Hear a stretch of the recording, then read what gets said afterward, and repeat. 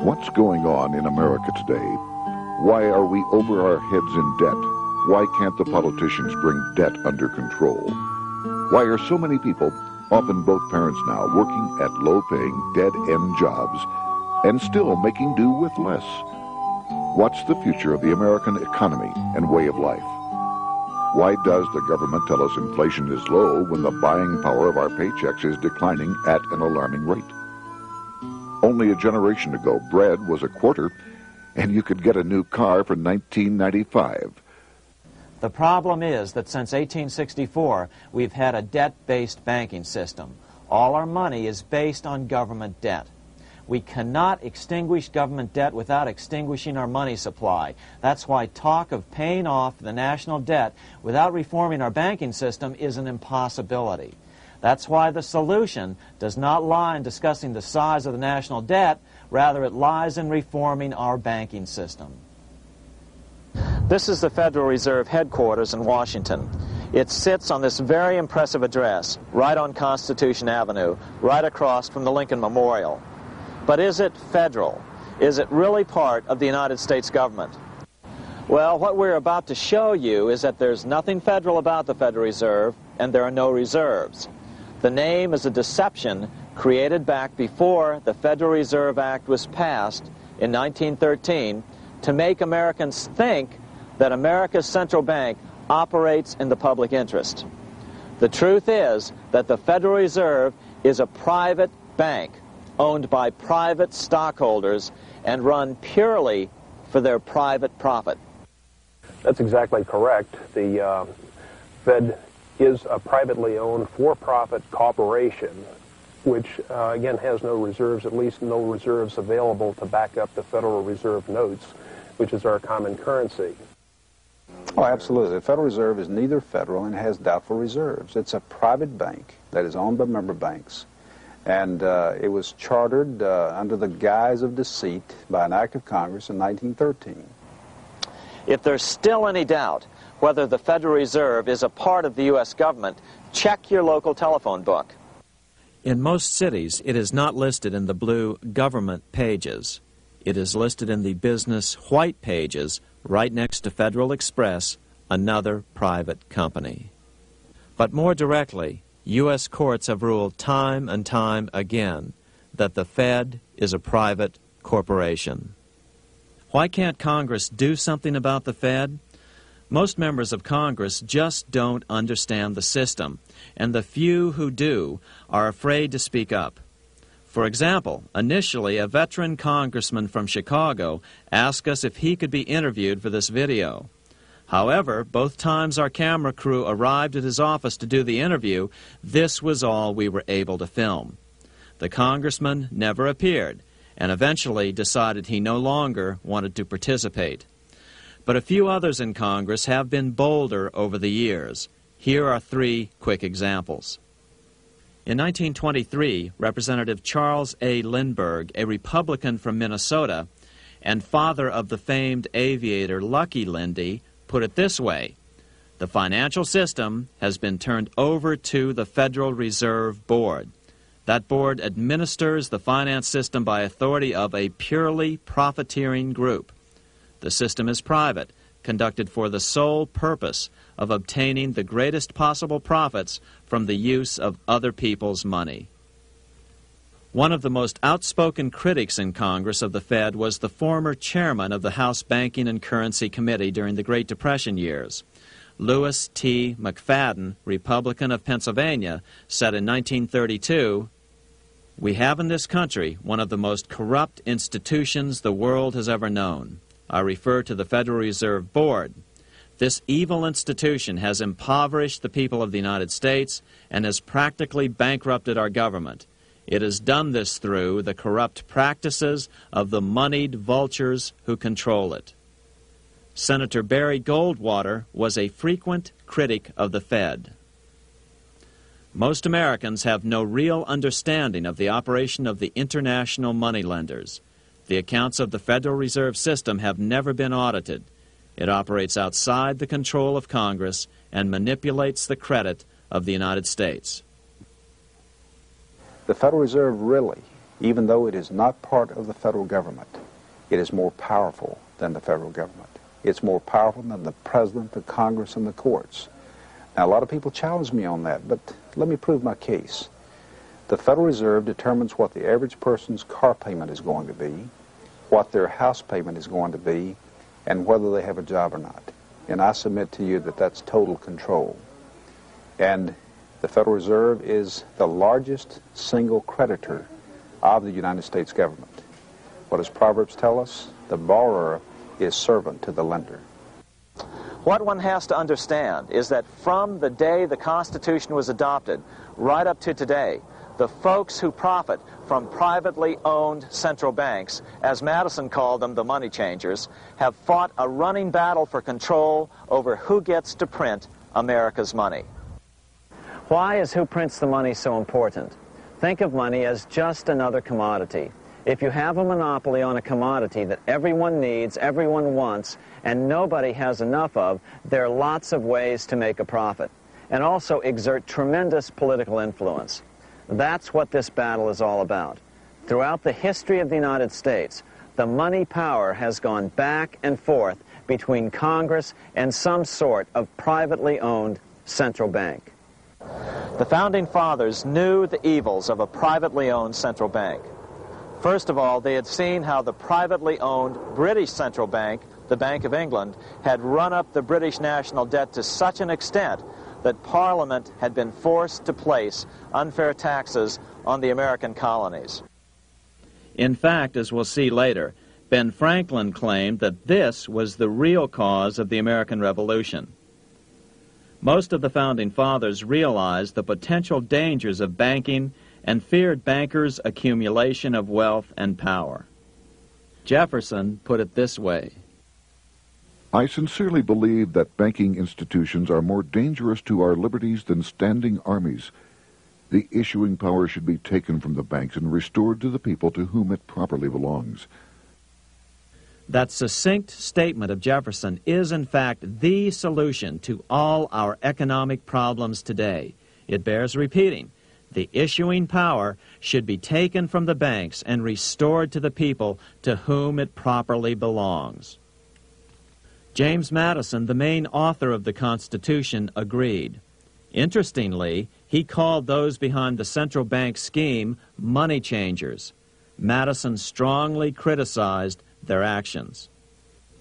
History records that the money changers have used every form of abuse, intrigue, deceit, and violent means possible to maintain their control over governments by controlling money and its issuance.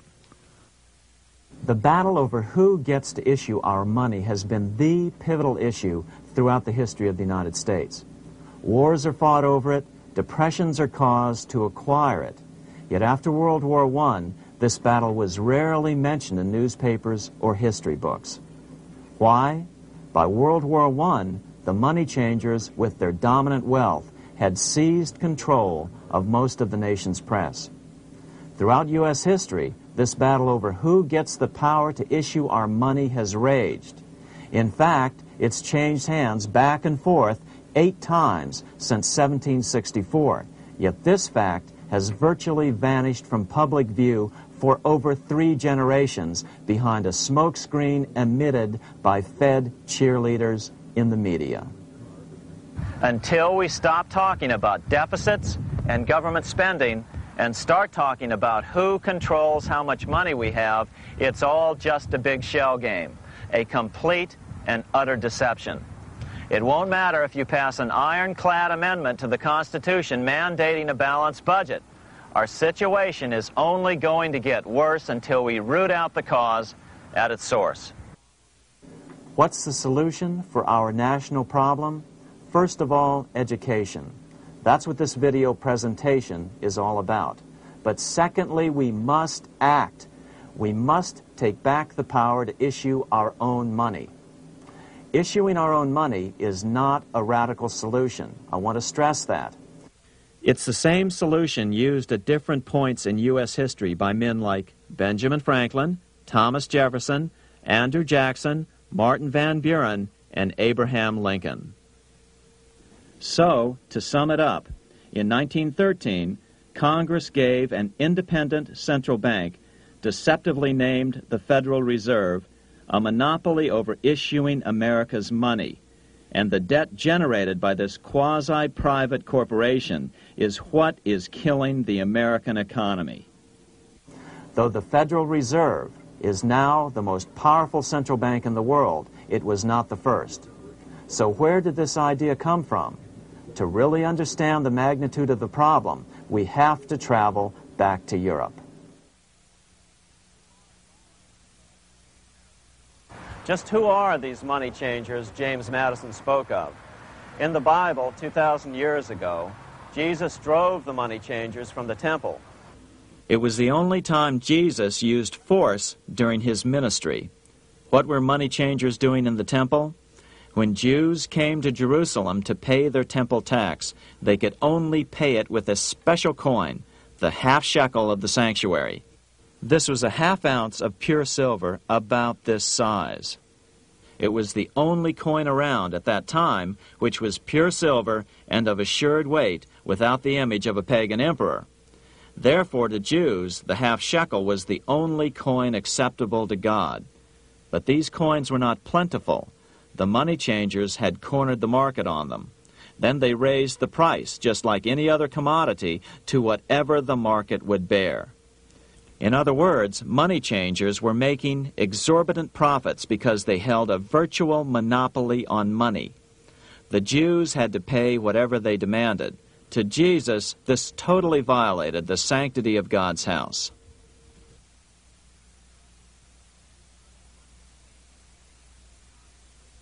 But the money-changing scam did not originate in Jesus' day. 200 years before Christ, Rome was having trouble with money changers.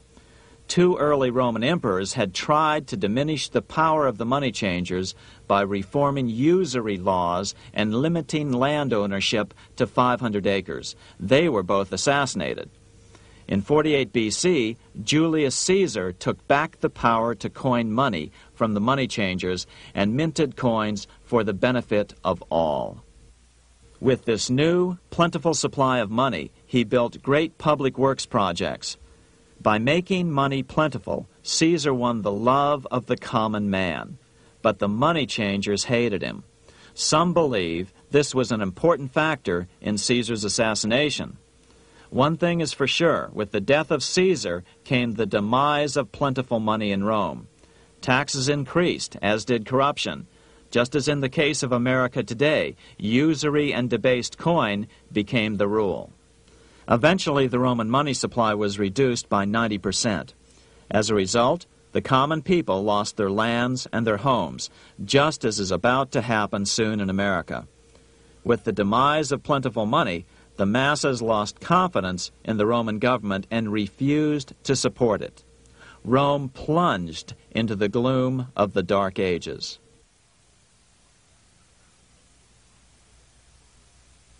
A 1,000 years after the death of Christ, money changers, those who loan out and manipulate the quantity of money, were active in medieval England. In fact, they were so active that acting together, they could manipulate the entire English economy. These were not bankers per se. The money changers generally were the goldsmiths. They were the first bankers because they started keeping other people's gold for safekeeping in their vaults. The first paper money was merely a receipt for gold left at the goldsmith. Paper money caught on because it was more convenient than carrying around a lot of heavy gold and silver coins. Eventually, goldsmiths noticed that only a small fraction of the depositors ever came in and demanded their gold at any one time. Goldsmiths started cheating on the system. They discovered that they could print more money than they had gold, and usually no one would be the wiser. Then they could loan out this extra money and collect interest on it. This was the birth of fractional reserve banking. That is, loaning out many times more money than you have assets on deposit. So, if $1,000 in gold were deposited with them, they could loan out about $10,000 in paper money and draw interest payments on it, and no one would ever discover the deception. By this means, goldsmiths gradually accumulated more and more wealth and used this wealth to accumulate more and more gold. Today, this practice of loaning out more money than there are reserves is known as fractional reserve banking. Every bank in the United States is allowed to loan out at least 10 times more money than they actually have. That's why they get rich on charging, let's say, 8% interest. It's not really 8% per year, which is their income. It's 80%. That's why bank buildings are always the largest in town. But does that mean that all interest or all banking should be illegal? Hardly. In the Middle Ages, canon law, the law of the Catholic Church, forbade charging interest on loans. This concept followed the teachings of Aristotle and St. Thomas Aquinas. They taught that the purpose of money was to serve the members of society, to facilitate the exchange of goods needed to lead a virtuous life. Interest, in their belief, hindered this purpose by putting an unnecessary burden on the use of money. In other words, interest was contrary to reason and justice.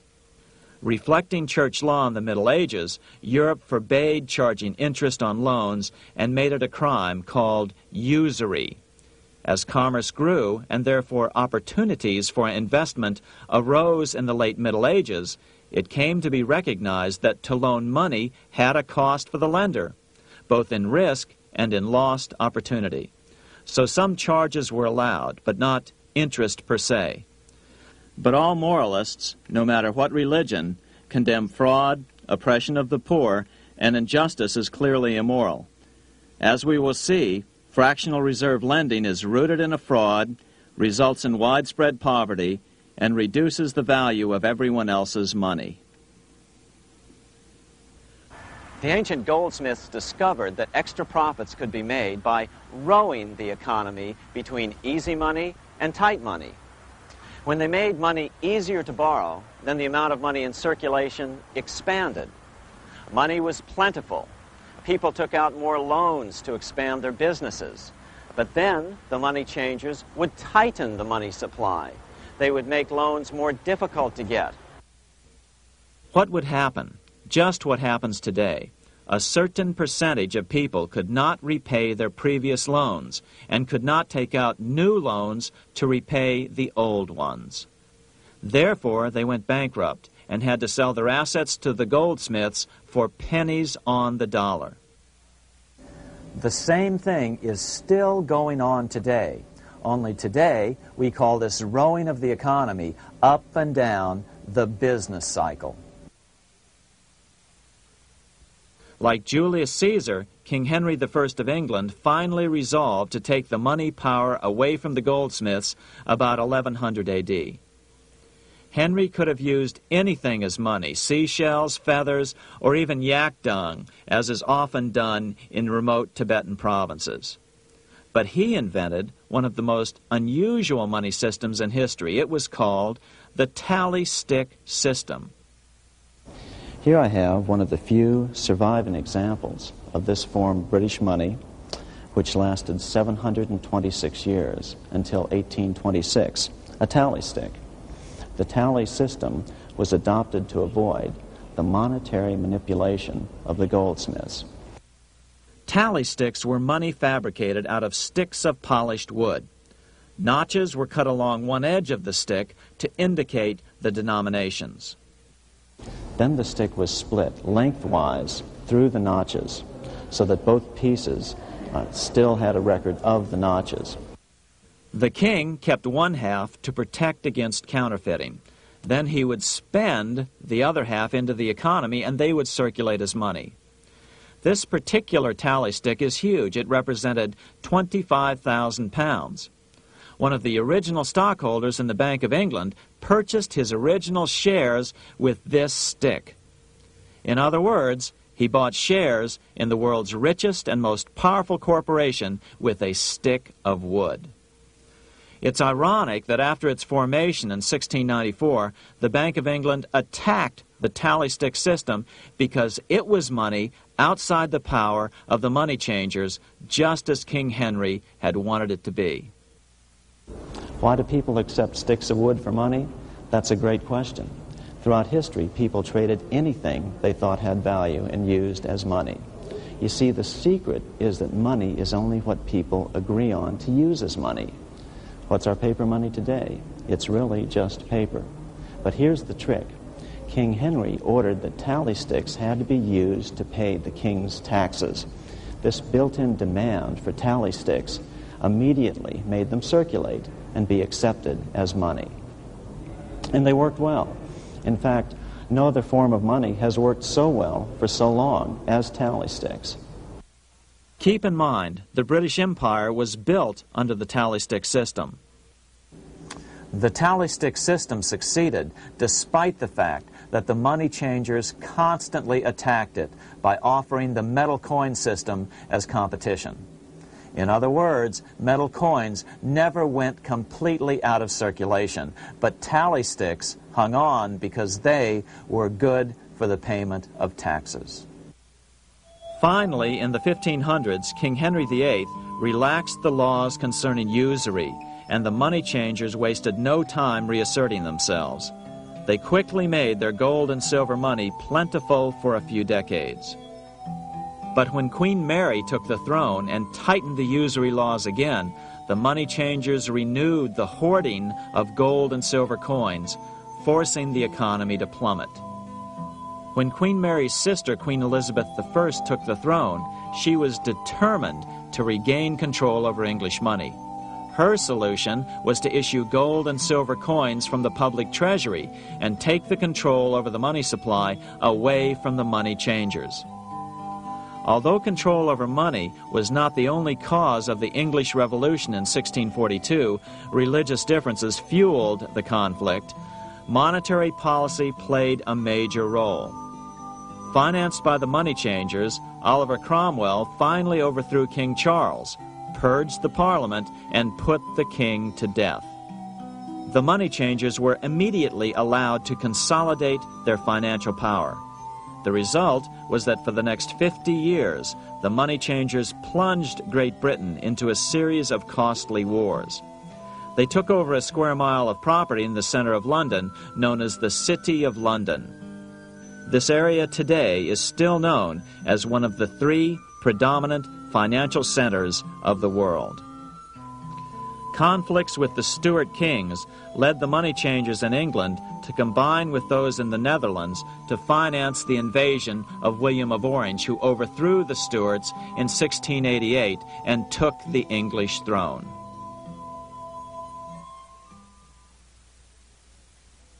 By the end of the 1600s, England was in financial ruin.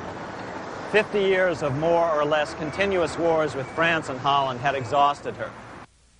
Frantic government officials met with the money changers to beg for the loans necessary to pursue their political purposes. The price was high. A government-sanctioned, privately owned bank which could issue money created out of nothing.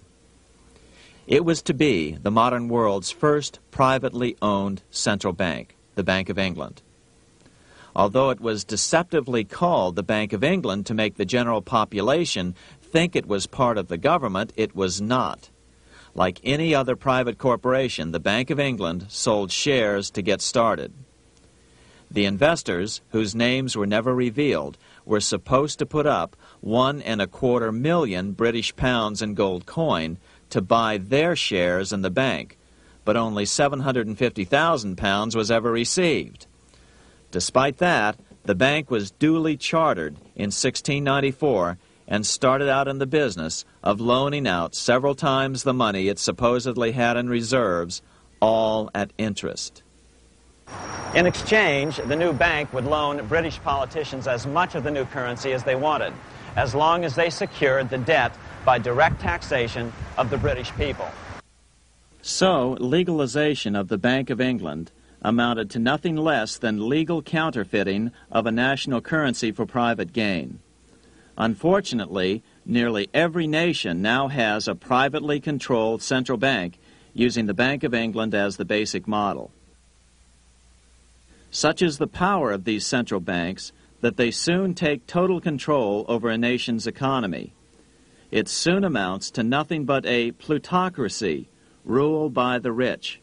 It would be like putting control of the army in the hands of the mafia. The danger of tyranny would be extreme. Yes, we need central banks. No, we do not need them in private hands. The central bank scam is really a hidden tax.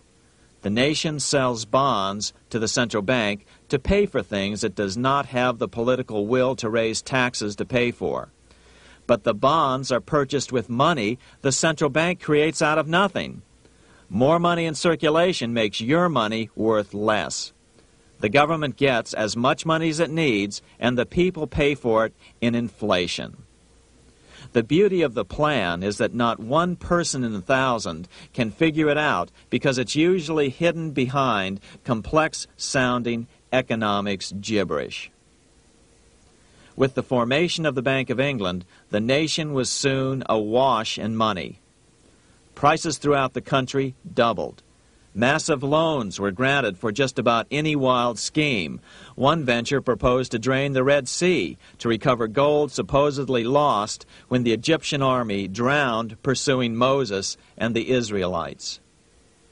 By 1698, government debt grew from the initial £1.25 million to £16 million. Naturally, taxes were increased and then increased again to pay for all of this. With the British money supply firmly in their grip, the British economy began a wild roller coaster series of booms and depressions, exactly the sort of thing a central bank claims it is determined to prevent. There are two things which I think are intrinsic not just to the Bank of England but to central banking generally. The first is an involvement in the formulation of monetary policy with the specific objective of achieving monetary stability. However, since the Bank of England took control, the British pound has rarely been stable. Now let's take a look at the role of the Rothschild family, the family said to be the wealthiest in the world.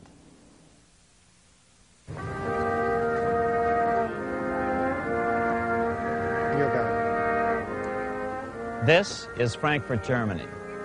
50 years after the Bank of England opened its doors, a goldsmith named Amschel Moses Bauer opened a coin shop, a counting house, in 1743. And over the door he placed a sign depicting a Roman eagle on a red shield. The shop became known as the Red Shield Firm, or in German, Rothschild. When his son, Amschel Meyer Bauer, inherited the business, he decided to change his name to Rothschild. Amschel soon learned that loaning money to governments and kings was more profitable than loaning to private individuals. Not only were the loans bigger, but they were secured by the nation's taxes. Mayer Rothschild had 5 sons. He trained them all in the skills of money creation, then sent them out to the major capitals of Europe to open branch offices of the family banking business. His first son, Amschel Meyer, stayed in Frankfurt to mind the hometown bank. His second son, Solomon, was sent to Vienna. His third son, Nathan, was clearly the most clever. He was sent to London at age 21 in 1798, 100 years after the founding of the Bank of England. His fourth son, Karl, went to Naples, and his fifth son, Jacob, went to Paris.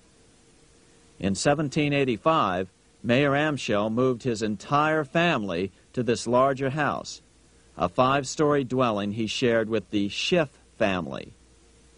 This house was known as the Green Shield. The Rothschilds and the Schiffs would play a central role in the rest of European financial history and in that of the United States. The Rothschilds broke into dealings with European royalty here at Wilhelmshof, the palace of the wealthiest man in Germany. In fact, the wealthiest monarch in all Europe, Prince William of Hesse-Kassel. At first, the Rothschilds were only helping William speculate in precious coins. But when Napoleon chased Prince William into exile, he sent £550,000, a gigantic sum at that time, to Nathan Rothschild in London with instructions for him to buy consols, British government bonds, also called government stock. But Rothschild used the money for his own purposes. With Napoleon on the loose, the opportunities of wartime investments were nearly limitless. William returned here sometime prior to the Battle of Waterloo in 1815. He summoned Rothschild and demanded his money back. The Rothschilds returned William's money with the interest the British consuls would have paid him had the investment actually been made. But the Rothschilds kept all the past profits they had made using William's money. Nathan Rothschild later bragged that in the 17 years he'd been in England, he'd increased his original £20,000 stake given to him by his father by 2,500 times. By cooperating within the family, the Rothschilds soon grew unbelievably wealthy. By the mid-1800s, they dominated all European banking and were certainly the wealthiest family in the world. They financed Cecil Rhodes, making it possible for him to establish a monopoly over the diamond and gold fields of South Africa. In America, they financed the Harrimans and railroads, the Vanderbilts and railroads and the press, and Carnegie in the steel industry, among many others. In fact, during World War I, J.P. Morgan was thought to be the richest man in America. But after his death, it was discovered that he was actually only a lieutenant of the Rothschilds. Once Morgan's will was made public, it was discovered that he owned only 19% of J.P. Morgan companies. By 1850, James Rothschild, the heir of the French branch of the family, was said to be worth 600 million French francs, 150 million more than all the other bankers in France put together. He built this mansion called Ferrier, just east of Paris. Wilhelm I, on seeing it, exclaimed, "Kings couldn't afford this. It could only belong to a Rothschild." Another 19th century French commentator put it this way: "There is but one power in Europe, and that is Rothschild." There is no evidence that their predominant standing in European or world finance has changed. Now let's take a look at the results the Bank of England had produced on the British economy and how that later was the root cause of the American Revolution.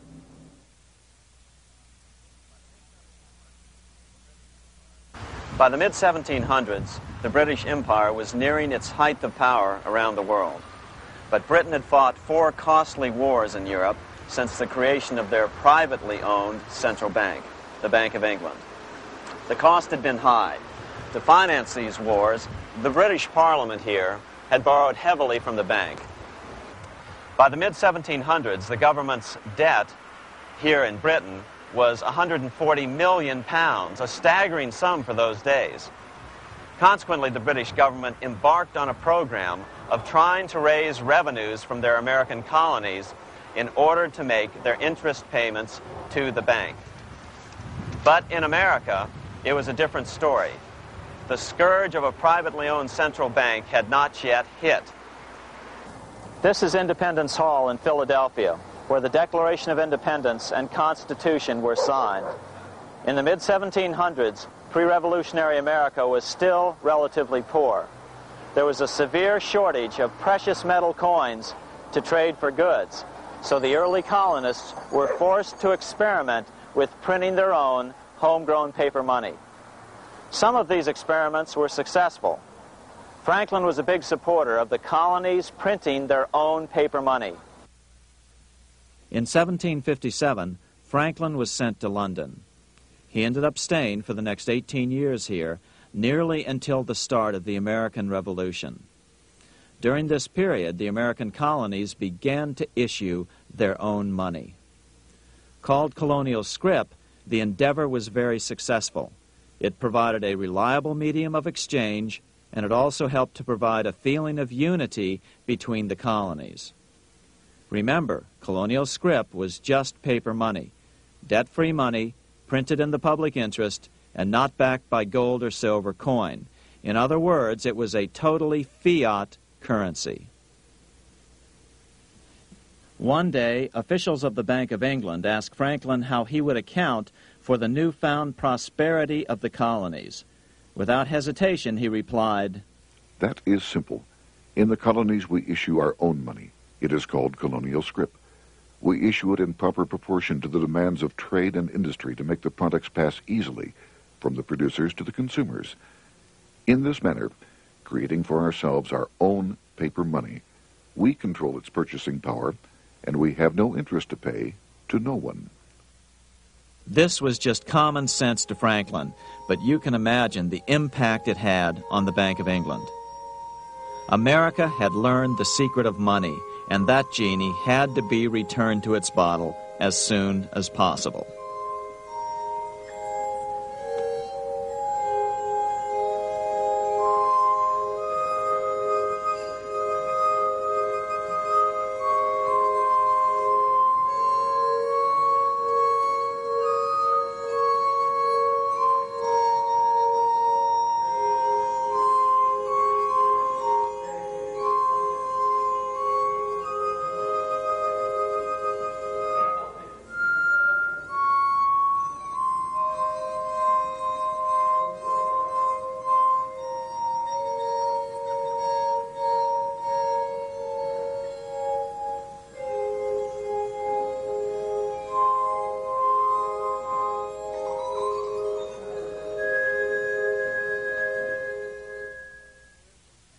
As a result, Parliament hurriedly passed the Currency Act of 1764.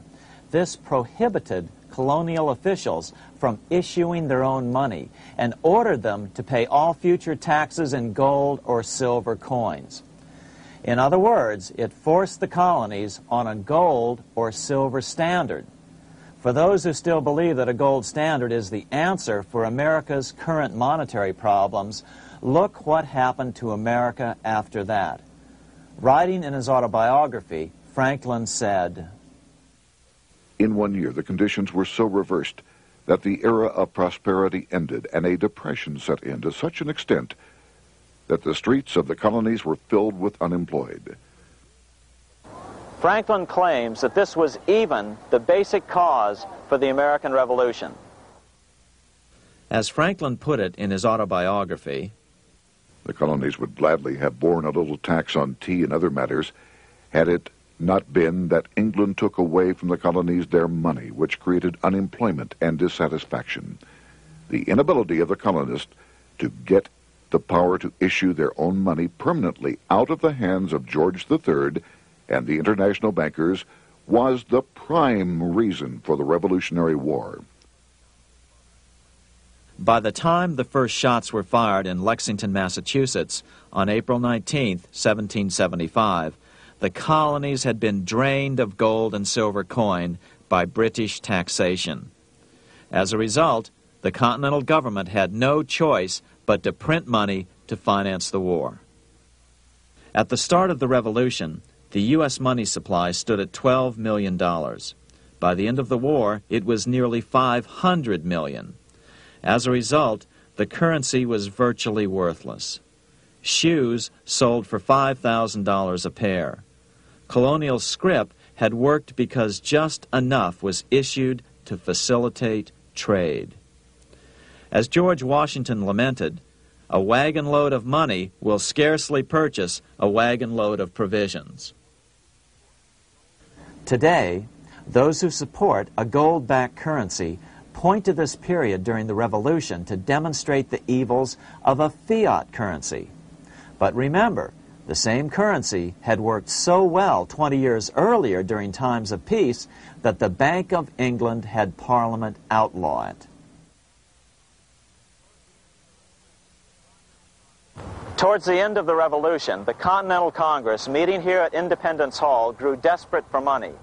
In 1781, they allowed Robert Morris, their financial superintendent, to open a privately owned central bank. Incidentally, Morris was a wealthy man who had grown wealthier during the Revolution by trading in war materials. Called the Bank of North America, the new bank was closely modeled after the Bank of England. It was allowed to practice fractional reserve banking. That is, it could lend out money it didn't have, then charge interest on it. If you or I were to do that, we would be charged with fraud, a felony. The bank's charter called for private investors to put up $400,000 worth of initial capital. But when Morris was unable to raise the money, he brazenly used his political influence to have gold deposited in the bank, which had been loaned to America by France. He then loaned this money to himself and his friends to reinvest in shares of the bank. And, like the Bank of England, the bank was given a monopoly over the national currency. Soon the dangers became clear. The value of American currency continued to plummet. So, 4 years later, in 1785, the bank's charter was not renewed. The leader of the effort to kill the bank, William Findley of Pennsylvania, explained the problem this way, quote, "This institution, having no principle but that of avarice, will never be varied in its object, to engross all the wealth, power, and influence of the state."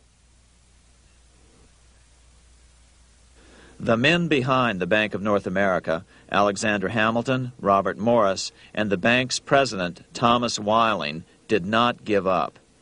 Only 6 years later, Hamilton, then Secretary of the Treasury, and his mentor, Morris, rammed a new privately owned central bank through the new Congress. Called the first bank of the United States, Thomas Whiling again served as the bank's president. The players were the same, only the name of the bank was changed.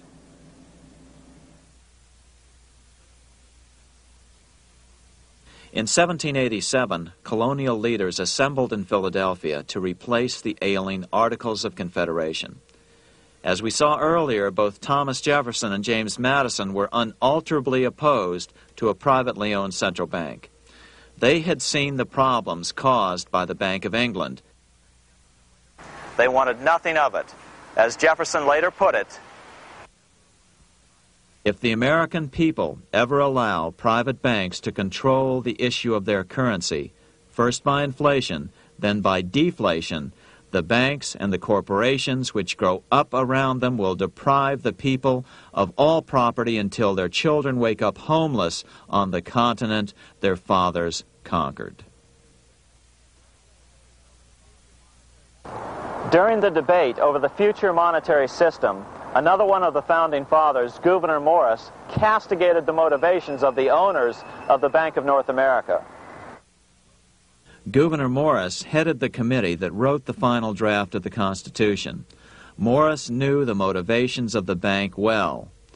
Along with his old boss, Robert Morris, Gouverneur Morris and Alexander Hamilton were the ones who had presented the original plan for the Bank of North America to the Continental Congress in the last year of the Revolution. In a letter he wrote to James Madison on July 2nd, 1787, Gouverneur Morris revealed what was really going on. "The rich will strive to establish their dominion and enslave the rest. They always did. They always will. They will have the same effect here as elsewhere if we do not, by the power of government, keep them in their proper spheres." Despite the defection of Gouverneur Morris from the ranks of the bank, Hamilton, Robert Morris, Thomas Whiling, and their European backers were not about to give up. They convinced the bulk of the delegates to the Constitutional Convention to not give Congress the power to issue paper money. Most of the delegates were still reeling from the wild inflation of the paper currency during the Revolution. They had forgotten how well colonial scrip had worked before the war. But the Bank of England had not. The money changers could not stand to have America printing her own money again. So the Constitution is silent on the matter. This grievous defect left the door wide open for the money changers, just as they had planned.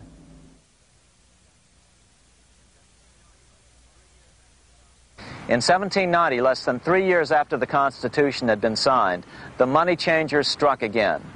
The newly appointed first Secretary of the Treasury, Alexander Hamilton, proposed a bill to the Congress calling for a new, privately owned central bank. Coincidentally, that was the very year that Amschel Rothschild made his pronouncement from his flagship bank in Frankfurt. Let me issue and control a nation's money, and I care not who writes the laws. Alexander Hamilton was a tool of the international bankers, and he wanted to create the U.S. Bank, the BUS, or the Bank of the United States, and did so. Interestingly, one of Hamilton's first jobs after graduating from law school in 1782 was as an aide to Robert Morris, the head of the Bank of North America. In fact, the year before, Hamilton had written Morris a letter saying, "A national debt, if it is not excessive, will be to us a national blessing." A blessing to whom? After a year of intense debate, in 1791, Congress passed the bill and gave it a 20-year charter. The new bank was to be called the First Bank of the United States, or BUS. Here we are in front of the First Bank of the United States in Philadelphia. The bank was given a monopoly on printing U.S. currency, even though 80% of its stock would be held by private investors. The other 20% would be purchased by the U.S. government. But the reason was not to give the government a piece of the action. It was to provide the capital for the other 80% owners. As with the old Bank of North America and the Bank of England before that, the stockholders never paid the full amount for their shares. The U.S. government put up their initial $2 million in cash. Then the bank, through the old magic of fractional reserve lending, made loans to its charter investors so they could come up with the remaining $8 million of capital needed for this risk-free investment. Like the Bank of England, the name of the Bank of the United States was deliberately chosen to hide the fact that it was privately controlled. And like the Bank of England, the names of the investors in the bank were never revealed. Many years later, it was a common saying that the Rothschilds were the power behind the old Bank of the United States. The bank was sold to Congress as a way to bring stability to the banking system and eliminate inflation. So what happened? Over the first 5 years, the U.S. government borrowed $8.2 million from the Bank of the United States. In the same 5-year period, prices rose by 72%. Jefferson, as the new Secretary of State, watched the borrowing with sadness and frustration, unable to stop it. I wish it were possible to obtain a single amendment to our Constitution, taking from the federal government the power of borrowing. Millions of Americans feel the same way today. They watch in helpless frustration as the federal government borrows the American economy into oblivion. So, although it was called the First Bank of the United States, it was not the first attempt at a privately owned central bank in this country. As with the Bank of North America, the government put up most of the cash to get this private bank going, then the bankers loaned the money to each other to buy the remaining stock in the bank. It was a scam, plain and simple, and they wouldn't be able to get away with it for long. But first, we have to travel back to Europe to see how a single man was able to manipulate the entire British economy by obtaining the first news of Napoleon's final defeat.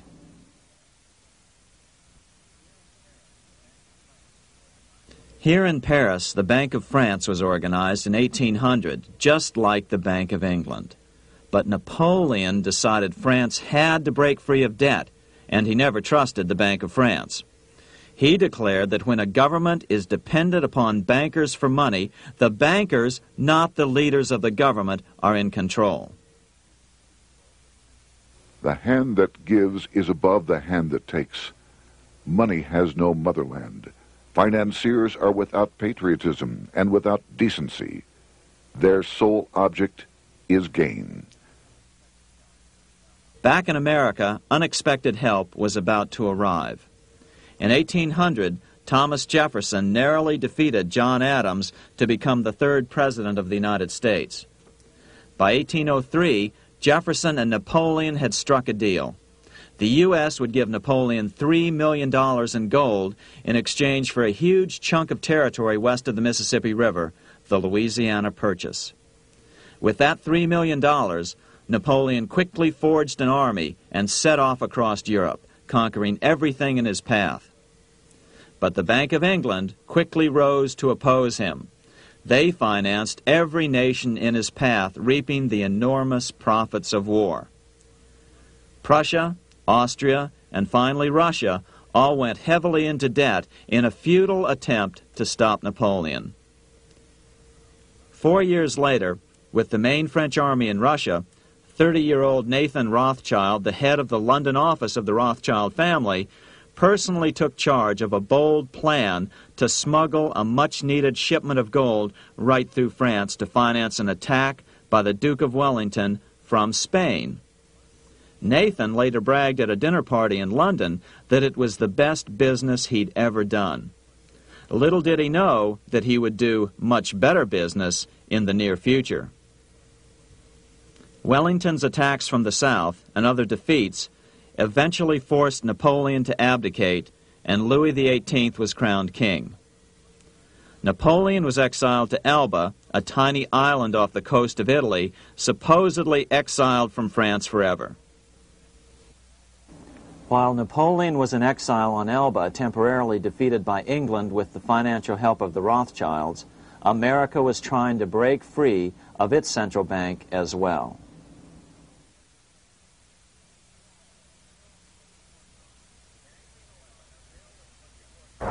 In 1811, a bill was put before Congress to renew the charter of the Bank of the United States.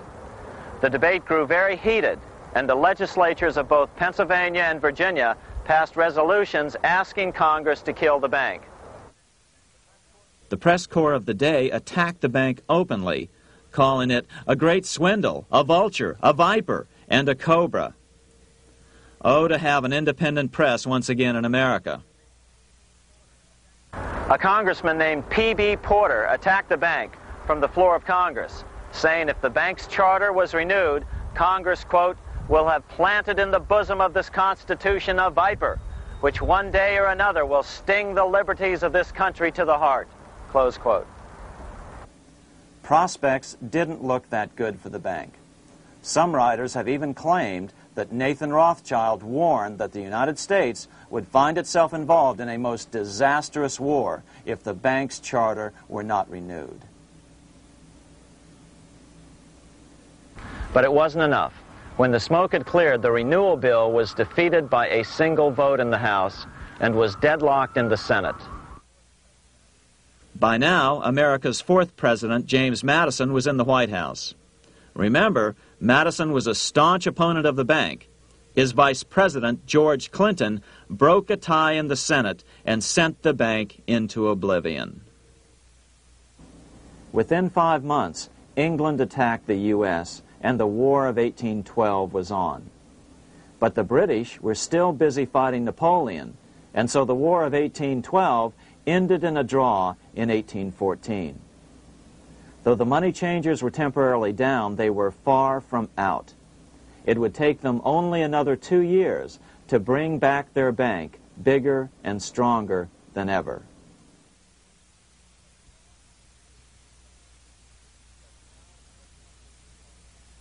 But now let's return to Napoleon, because nothing else in history more aptly demonstrates the ingenuity of the Rothschild family than their control of the British stock market after Waterloo.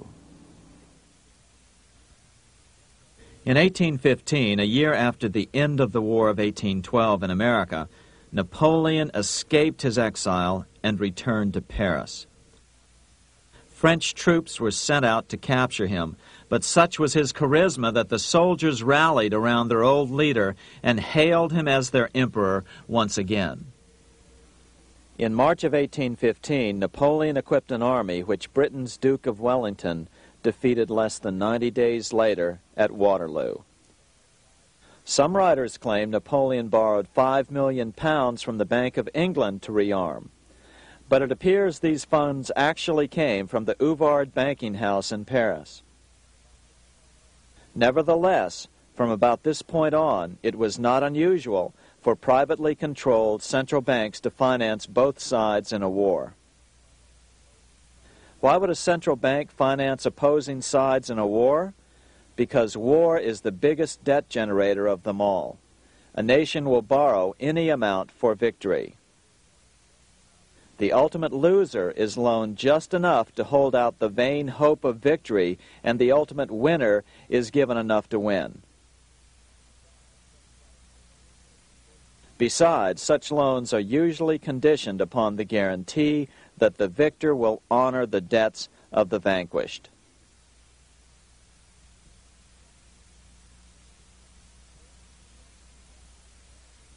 This is the Waterloo battlefield about 200 miles northeast of Paris in what today is Belgium.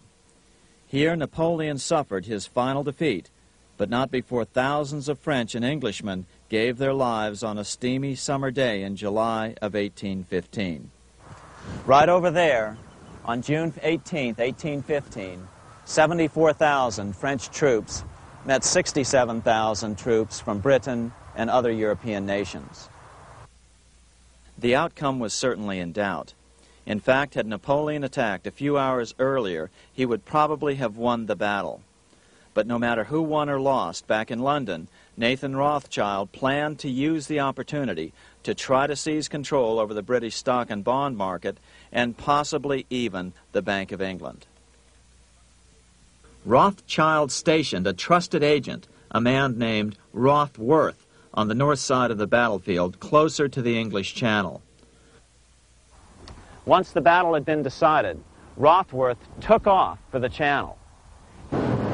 He delivered the news to Nathan Rothschild a full 24 hours before Wellington's own courier. Rothschild hurried to the stock market and took up his usual position in front of an ancient pillar. All eyes were on him. The Rothschilds had a legendary communications network.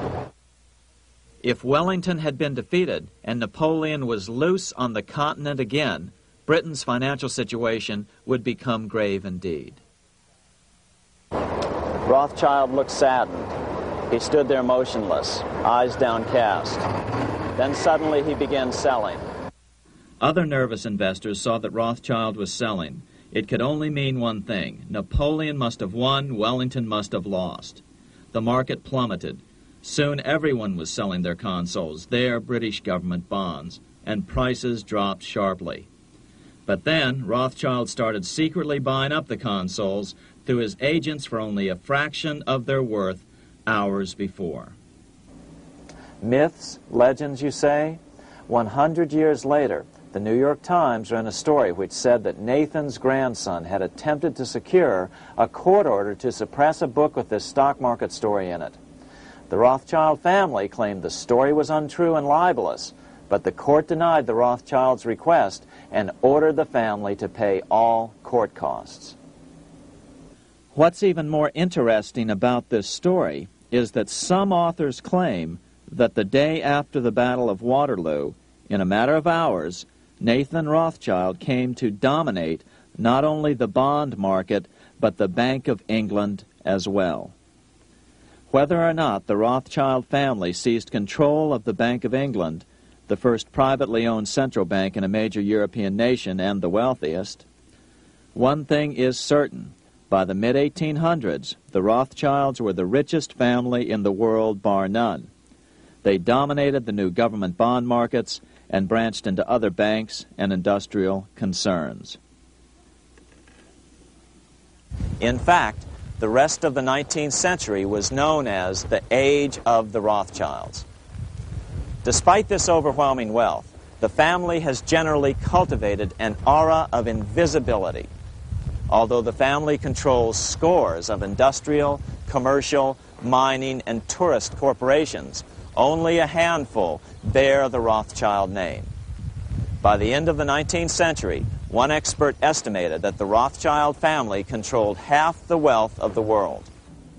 Whatever the extent of their vast wealth, it is reasonable to assume that their percentage of the world's wealth has increased since then. But since the turn of the century, the Rothschilds have cultivated the notion that their power has somehow waned even as their wealth increases.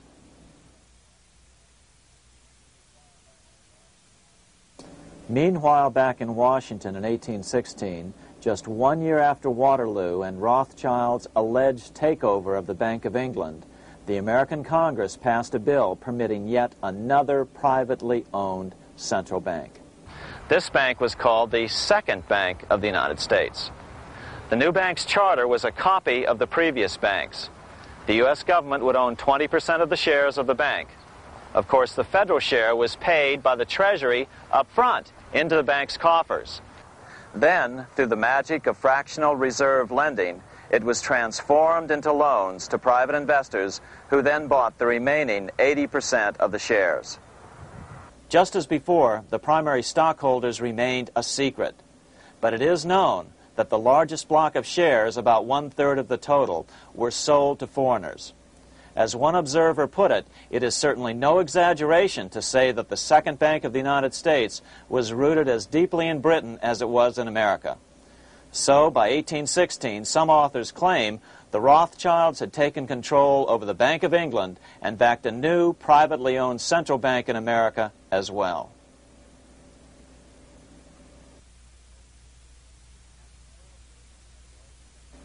After 12 years of manipulations of the U.S. economy on the part of the Second Bank of the U.S., the American people had had just about enough. Opponents of the bank nominated a dignified senator from Tennessee, Andrew Jackson, the hero of the Battle of New Orleans, to run for president. This is his home, the Hermitage. No one gave Jackson a chance initially. The bank had long ago learned how the political process could be controlled with money. To the surprise and dismay of the money changers, Jackson was swept into office in 1828. Jackson was determined to kill the bank at the first opportunity and wasted no time in trying to do so. But the bank's 20-year charter didn't come up for renewal until 1836, the last year of his second term, if he could survive that long. During his first term, Jackson contented himself with rooting out the bank's many minions from government service. He fired 2,000 of the 11,000 employees of the federal government. In 1832, with his re-election approaching, the bank struck an early blow, hoping Jackson would not want to stir up controversy. They asked Congress to pass a renewal bill 4 years early.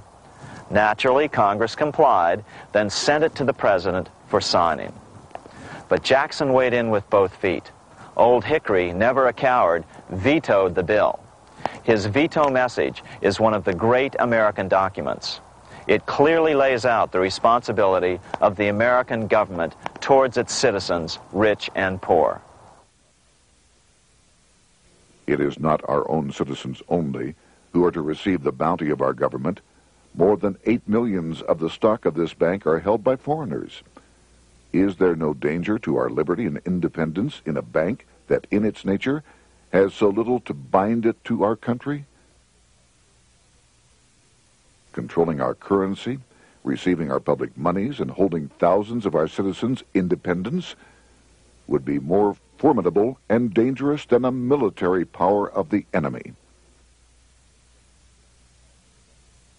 If government would confine itself to equal protection and, as heaven does its rains, shower its favor alike on the high and the low, the rich and the poor, it would be an unqualified blessing. In the act before me, there seems to be a wide and unnecessary departure from these just principles. Later that year, in July 1832, Congress was unable to override Jackson's veto. Now Jackson had to stand for re-election. Jackson took his argument directly to the people. For the first time in U.S. history, Jackson took his presidential campaign on the road. Before then, presidential candidates stayed at home and looked presidential. His campaign slogan was "Jackson and no bank." The National Republican Party ran Senator Henry Clay against Jackson. Despite the fact that the bankers poured over $3 million into Clay's campaign, Jackson was reelected by a landslide in November of 1832. Despite his presidential victory, Jackson knew the battle was only beginning. "The hydra of corruption is only scotched, not dead," said the newly elected president. Jackson ordered his new Secretary of Treasury, Lewis McLean, to start removing the government's deposits from the second bank and start placing them in state banks. But McLean refused to do so. Jackson fired him and appointed William J. Duane as the new Secretary of the Treasury. Duane also refused to comply with the president's requests, and so Jackson fired him as well and then appointed Roger B. Taney to the office. Taney did withdraw government funds from the bank starting on October 1st, 1833. Jackson was jubilant. "I have it chained. I'm ready with screws to draw every tooth and then the stumps." But the bank was not yet done fighting. Its head, Nicholas Biddle, used his influence to get the Senate to reject Taney's nomination. Then, in a rare show of arrogance, Biddle threatened to cause a depression if the bank was not rechartered. This worthy president thinks that because he has scalped Indians and imprisoned judges, he is to have his way with the bank. He is mistaken. Next, in an unbelievable fit of honesty for a central banker, Biddle admitted that the bank was going to make money scarce to force Congress to restore the bank. Nothing but widespread suffering will produce any effect on Congress. Our only safety is in pursuing a steady course of firm restriction, and I have no doubt that such a course will ultimately lead to restoration of the currency and the recharter of the bank. What a stunning revelation. Here was the pure truth, revealed with shocking clarity. Biddle intended to use the money contraction power of the bank to cause a massive depression until America gave in. Unfortunately, this has happened time and time again throughout U.S. history and is about to happen again in today's world. Nicholas Biddle made good on his threat. The bank sharply contracted the money supply by calling in old loans and refusing to extend new ones. A financial panic ensued, followed by a deep depression. Naturally, Biddle blamed Jackson for the crash, saying that it was caused by the withdrawal of federal funds from the bank. Unfortunately, his plan worked well. Wages and prices sagged. Unemployment soared along with business bankruptcies. The nation quickly went into an uproar. Newspaper editors blasted Jackson in editorials. The bank threatened to withhold payments, which then could be made directly to key politicians for their support. Within only months, Congress assembled in what was called the panic session. 6 months after he had withdrawn funds from the bank, Jackson was officially censured by a resolution which passed the Senate by a vote of 26 to 20. It was the first time a president had ever been censured by Congress. Jackson lashed out at the bank. "You are a den of vipers. I intend to rout you out, and by eternal God, I will rout you out." America's fate teetered on a knife edge. If Congress could muster enough votes to override Jackson's veto, the bank would be granted another 20-year monopoly or more over America's money, time enough to consolidate its already great power. Then a miracle occurred. The governor of Pennsylvania came out supporting President Jackson and strongly criticized the bank. On top of that, Biddle had been caught boasting in public about the bank's plan to crash the economy. Suddenly, the tide shifted. In April of 1834, the House of Representatives voted 134 to 82 against rechartering the bank.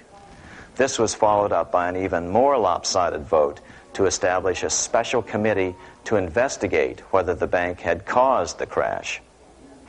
When the investigating committee arrived at the bank's door in Philadelphia, armed with a subpoena to examine the books, Biddle refused to give them up.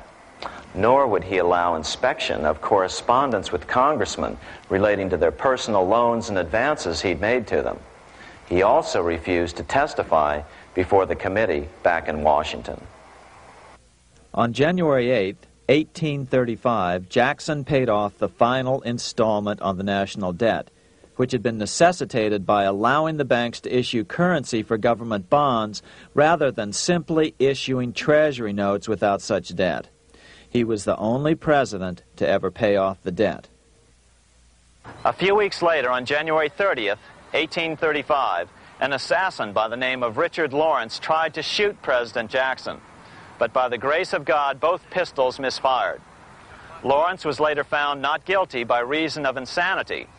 After his release, he bragged to friends that powerful people in Europe had put him up to the task and promised to protect him if he were caught. The following year, when its charter ran out, the Second Bank of the United States ceased functioning as the nation's central bank. Biddle was later arrested and charged with fraud. He was tried and acquitted, but died shortly thereafter while still tied up in civil suits. After his second term as president, Jackson retired here to the Hermitage outside of Nashville to live out his life. He is still remembered here for his determination to kill the bank.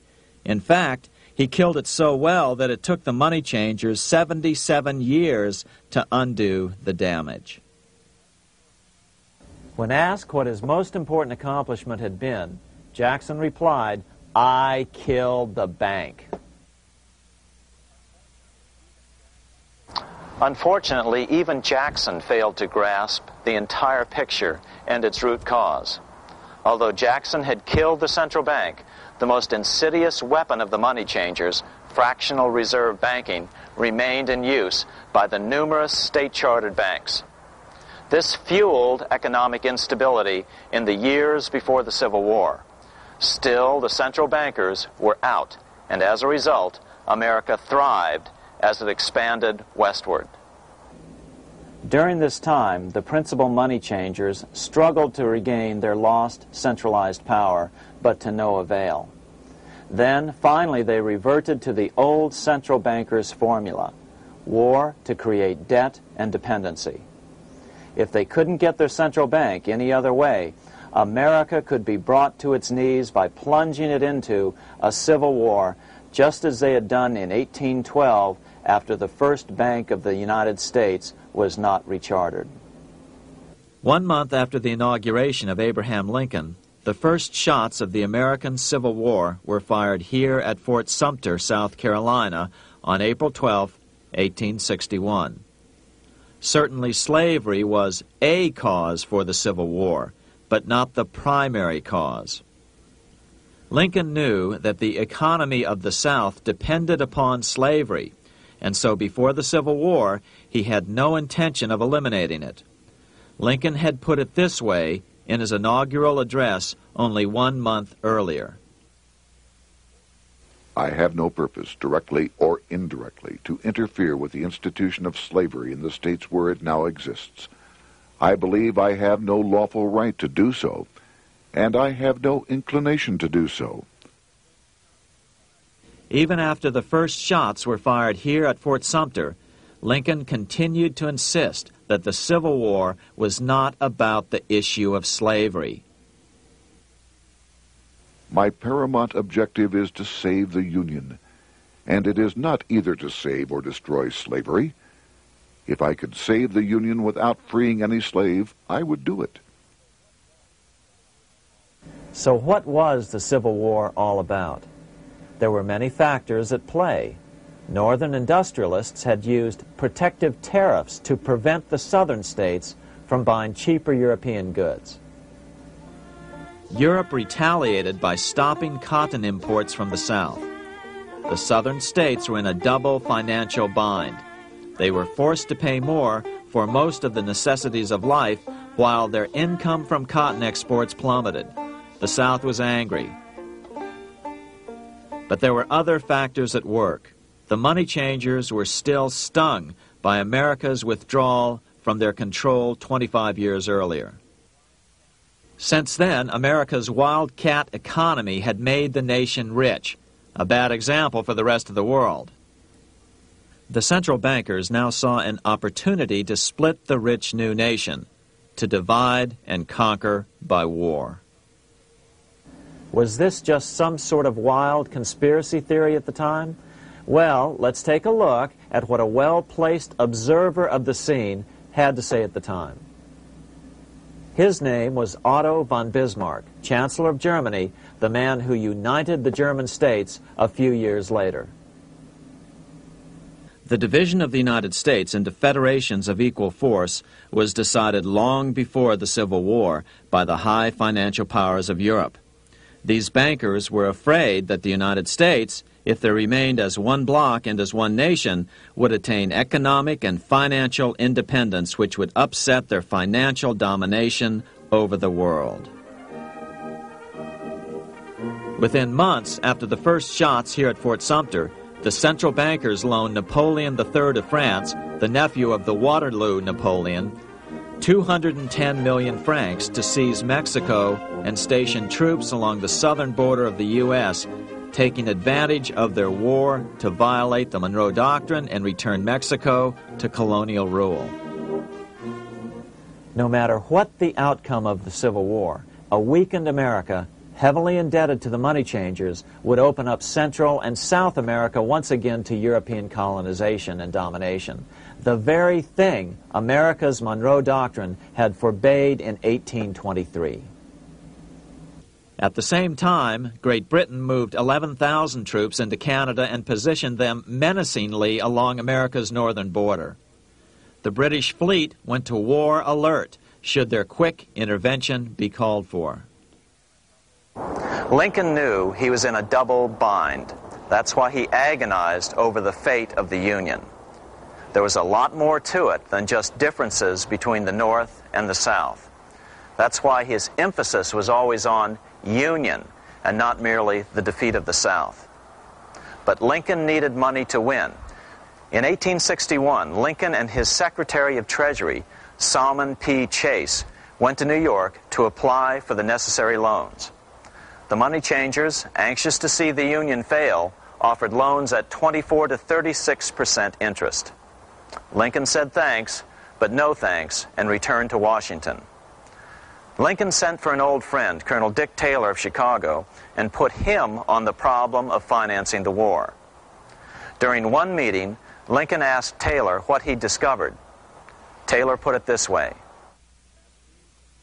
Why, Lincoln, that is easy. Just get Congress to pass a bill authorizing the printing of full legal tender treasury notes, and pay your soldiers with them, and go ahead and win your war with them also.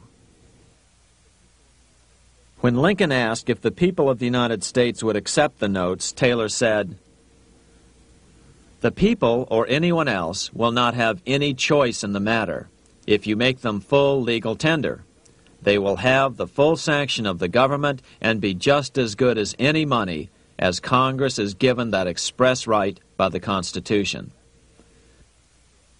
So that's exactly what Lincoln did. In 1862-63, he printed up $450 million worth of the new bills. In order to distinguish them from other banknotes in circulation, he printed them in green ink on the back side. That's why the notes were called greenbacks. With this new money, Lincoln paid the troops and bought their supplies.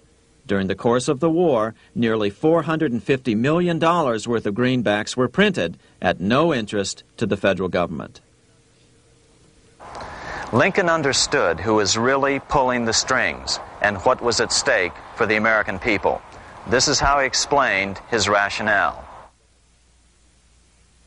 The government should create, issue, and circulate all the currency and credit needed to satisfy the spending power of the government and the buying power of consumers. The privilege of creating and issuing money is not only the supreme prerogative of government, but it is the government's greatest creative opportunity. By the adoption of these principles, the taxpayers will be saved immense sums of interest. Money will cease to be master and become the servant of humanity. A truly incredible editorial in the London Times explained the central bankers' attitude towards Lincoln's greenbacks. If this mischievous financial policy, which has its origins in North America, shall become indurated down to a fixture, then That government will furnish its own money without cost. It will pay off debts and be without debt. It will have all the money necessary to carry on its commerce. It will become prosperous without precedent in the history of the world. The brains and wealth of all countries will go to North America. That country must be destroyed, or it will destroy every monarchy on the globe.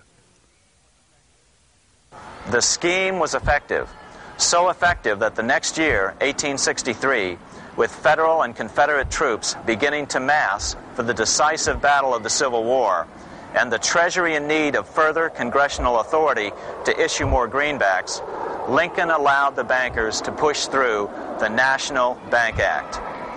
These new national banks would operate under a virtual tax-free status and collectively had the exclusive monopoly power to create the new form of money, banknotes.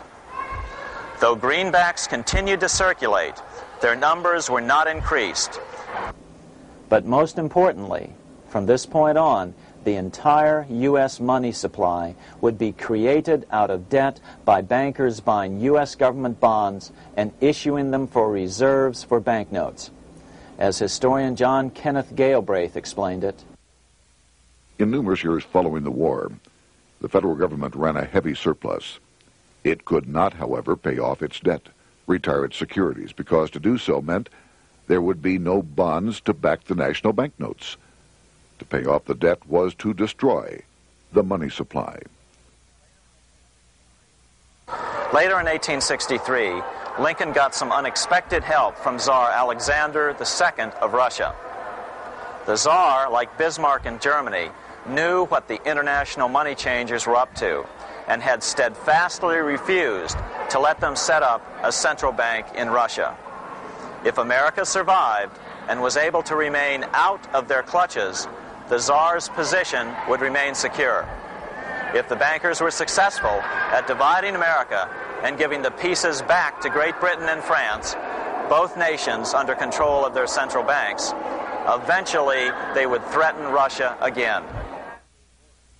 So the Tsar gave orders that if either England or France actively intervened and gave aid to the South, Russia would consider such action as a declaration of war. He did the same with part of his Pacific Fleet and sent them to port in San Francisco. Lincoln was reelected the next year, 1864. Had he lived, he would surely have killed the national bank's money monopoly extracted from him during the war. On November 21, 1864, he wrote a friend the following: The money power preys upon the nation in times of peace and conspires against it in times of adversity. It is more despotic than monarchy, more insolent than autocracy, more selfish than bureaucracy. Shortly before Lincoln was murdered, his former Secretary of Treasury, Salmon P. Chase, bemoaned his role in helping secure the passage of the National Banking Act only 1 year earlier. My agency in promoting the passage of the National Banking Act was the greatest financial mistake in my life. It has built up a monopoly which affects every interest in the country. On April 14, 1865, 41 days after his second inauguration and just 5 days after Lee surrendered to Grant at Appomattox, Lincoln was shot by John Wilkes Booth at Ford's Theater. Bismarck, Chancellor of Germany, lamented the death of Abraham Lincoln. The death of Lincoln was a disaster for Christendom. There was no man in the United States great enough to wear his boots. I fear that foreign bankers, with their craftiness and tortuous tricks, will entirely corrupt the exuberant riches of America and use it systematically to corrupt modern civilization. They will not hesitate to plunge the whole of Christendom into wars and chaos in order that the earth should become their inheritance. Bismarck well understood the money changers' plan.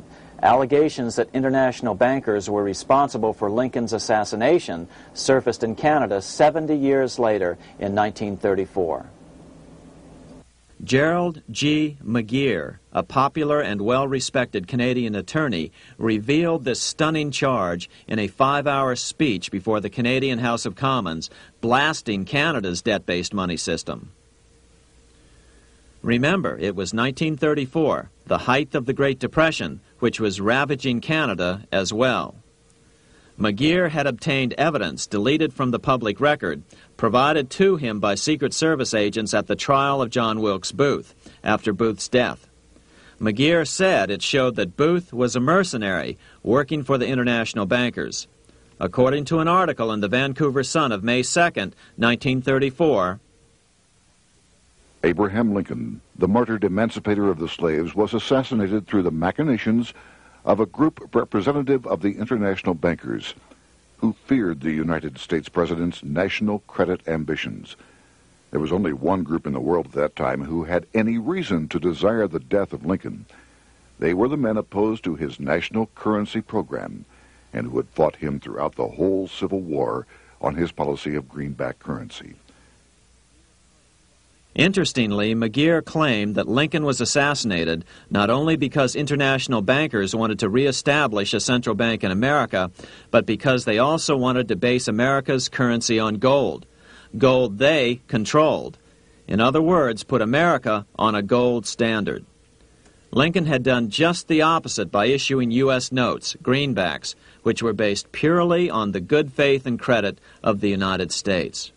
The article quoted McGeer as saying, "They were the men interested in the establishment of the gold standard and the right of the bankers to manage the currency and credit of every nation in the world. With Lincoln out of the way, they were able to proceed with that plan and did proceed with it in the United States. Within 8 years after Lincoln's assassination, silver was demonetized and the gold standard money system set up in the United States." Not since Lincoln has the U.S. issued debt-free United States notes. These red-sealed bills, which were issued in 1963, were not a new issue from President Kennedy, but merely the old greenbacks reissued year after year. In another act of folly and ignorance, the 1994 Regal Act actually authorized the replacement of Lincoln's greenbacks with debt-based notes. In other words, greenbacks were in circulation in the United States until 1994. Why was silver bad for the bankers and gold good? Simple. Because silver was plentiful in the United States. It was very hard to control. Gold was, and always has been, scarce. Throughout history, it has been relatively easy to monopolize gold, but silver has historically been 15 times more plentiful. With Lincoln out of the way, the money changers' next objective was to gain complete control over America's money. This was no easy task. With the opening of the American West, silver had been discovered in huge quantities. On top of that, Lincoln's greenbacks were generally popular. Despite the European central bankers' deliberate attacks on greenbacks, they continued to circulate in the United States, in fact, until a few years ago. According to historian W. Cleon Skousen, right after the Civil War, there was considerable talk about reviving Lincoln's brief experiment with the constitutional monetary system. Had not the European Money Trust intervened, it would have no doubt become an established institution. it is clear that the concept of America printing her own debt-free money sent shockwaves throughout the European central banking elite. They watched with horror as Americans clamored for more greenbacks. They may have killed Lincoln, but support for his monetary ideas grew. On April 12, 1866, nearly 1 year to the day of Lincoln's assassination, Congress went to work at the bidding of the European central banking interests. It passed the Contraction Act, authorizing the Secretary of the Treasury to begin to retire some of the greenbacks in circulation and thereby contract the money supply.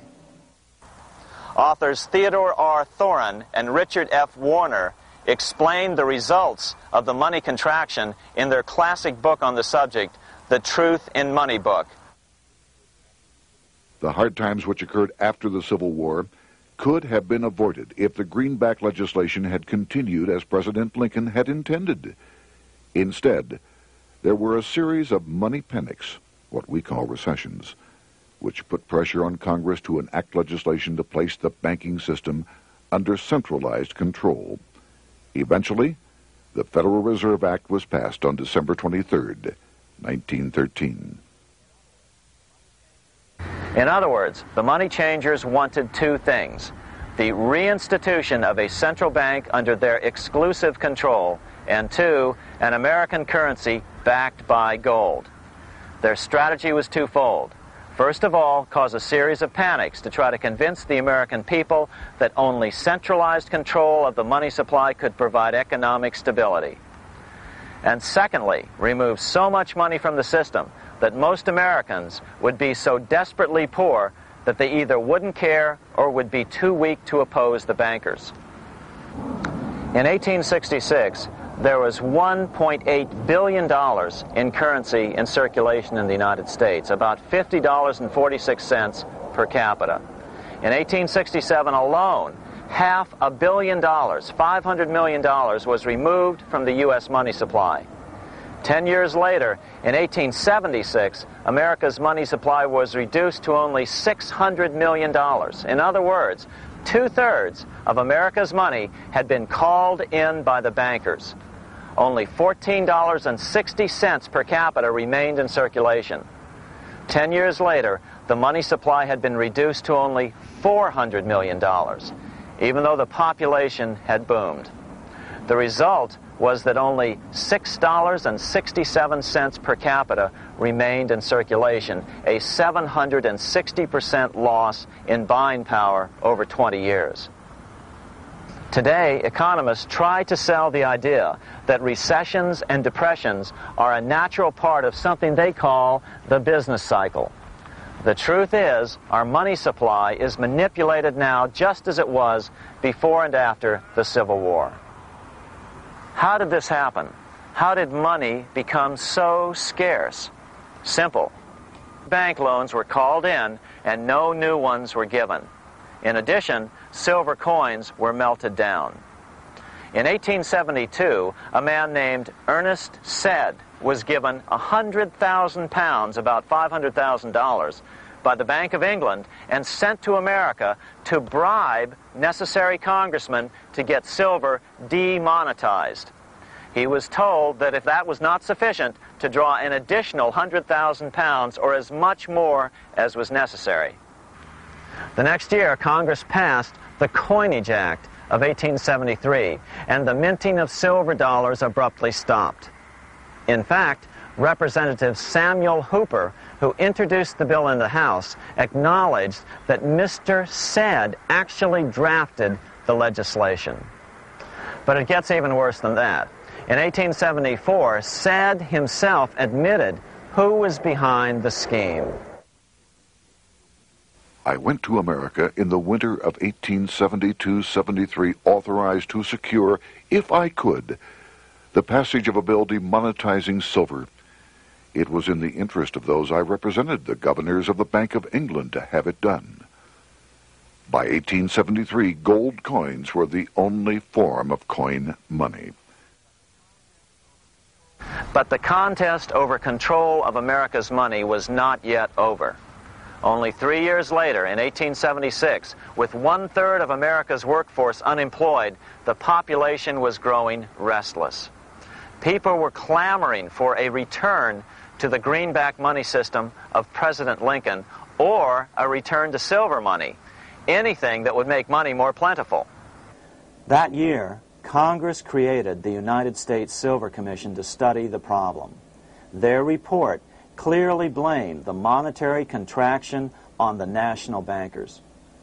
The report is interesting because it compares the deliberate money contraction by the national bankers after the Civil War to the fall of the Roman Empire. The disaster of the Dark Ages was caused by decreasing money and falling prices. Without money, civilization could not have had a beginning, and with a diminishing supply, it must languish, and unless relieved, finally perish. At the Christian era, the metallic money of the Roman Empire amounted to $1,800,000,000. By the end of the 15th century, it had shrunk to less than $200 million.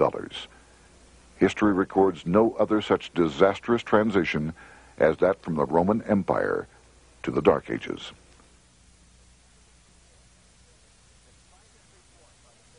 Despite this report by the Silver Commission, Congress took no action. The next year, 1877, riots broke out from Pittsburgh to Chicago. The torches of starving vandals lit up the sky.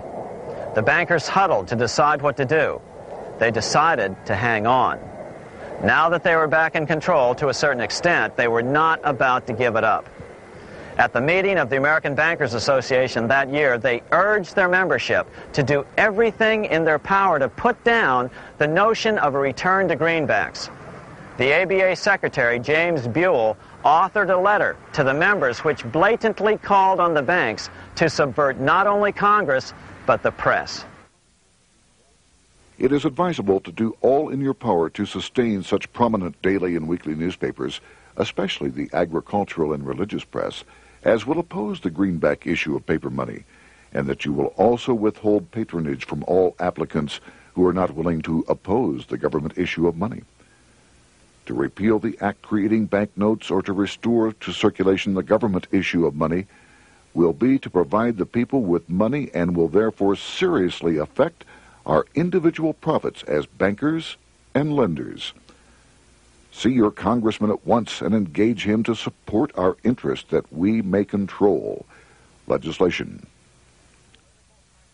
As political pressure mounted in Congress for change, the press tried to turn the American people away from the truth.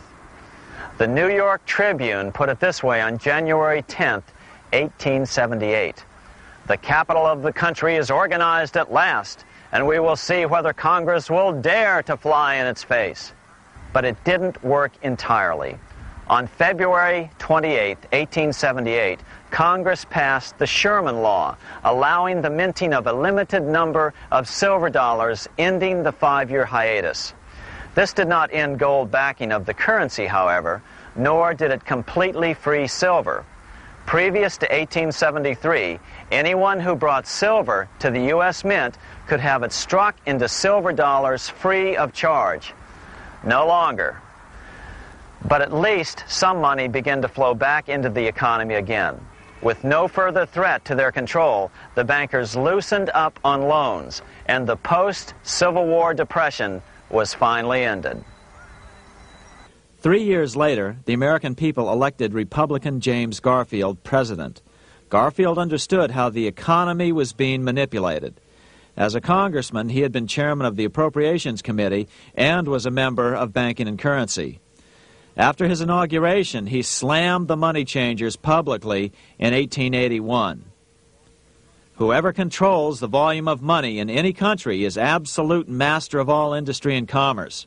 And when you realize that the entire system is very easily controlled, one way or another, by a few powerful men at the top, you will not have to be told how periods of inflation and depression originate. Unfortunately, within a few weeks of making this statement, on July 2nd of 1881, President Garfield was assassinated.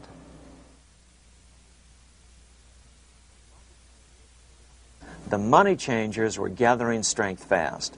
They began a periodic fleecing of the flock, as they called it, by creating economic booms followed by further depressions so they could buy up thousands of homes and farms for pennies on the dollar.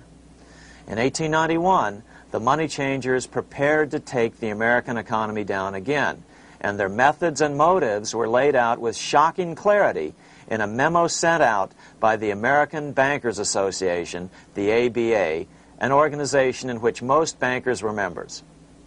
Notice that this memo called for bankers to create a depression on a certain date 3 years in the future. According to the congressional record, here's how it read in part. On September 1st, 1894, we will not renew our loans under any consideration. On September 1st, we will demand our money. We will foreclose and become mortgagees in possession. We can take 2/3 of the farms west of the Mississippi and thousands of them east of the Mississippi as well at our price. Then the farmers will become tenants, as in England.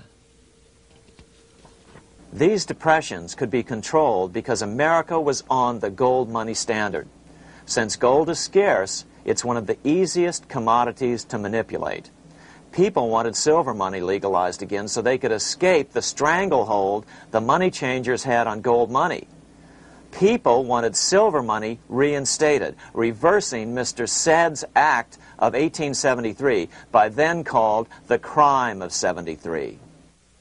By 1896, the issue of more silver money had become the central issue in the presidential campaign. William Jennings Bryan, a senator from Nebraska, ran for president as a Democrat on the free silver issue. At the Democratic National Convention in Chicago, he made an emotional speech which won him the nomination entitled Crown of Thorns and Cross of Gold. Though Bryan was only 36 years old at the time, this speech is widely regarded as the most famous oration ever made before a political convention. In the dramatic conclusion, Bryan said, "We will answer their demand for a gold standard by saying to them, you shall not press down upon the brow of labor this crown of thorns. You shall not crucify mankind upon a cross of gold." The bankers lavishly supported the Republican candidate, William McKinley, who favored the gold standard. The resulting contest was amongst the most fiercely contested presidential races in American history. Bryan made over 600 speeches in 27 states. The McKinley campaign got manufacturers and industrialists to inform their employees that if Bryan were elected, all factories and plants would close and there would be no work. The ruse succeeded. McKinley beat Bryan by a small margin. Bryan ran for president again in 1900 and in 1908, but fell short each time. During the 1912 Democratic Convention, Bryan was a powerful figure who helped Woodrow Wilson win the nomination. When Wilson became president, he appointed Bryan as Secretary of State, but Bryan soon became disenchanted with the Wilson administration. Bryan served only 2 years in the Wilson administration before resigning in 1915 over the highly suspicious sinking of the Lusitania, the event which was used to drive America into World War I. Although William Jennings Bryan never gained the presidency, his efforts delayed the money changers for 17 years from attaining their next goal, a new, privately owned central bank for America.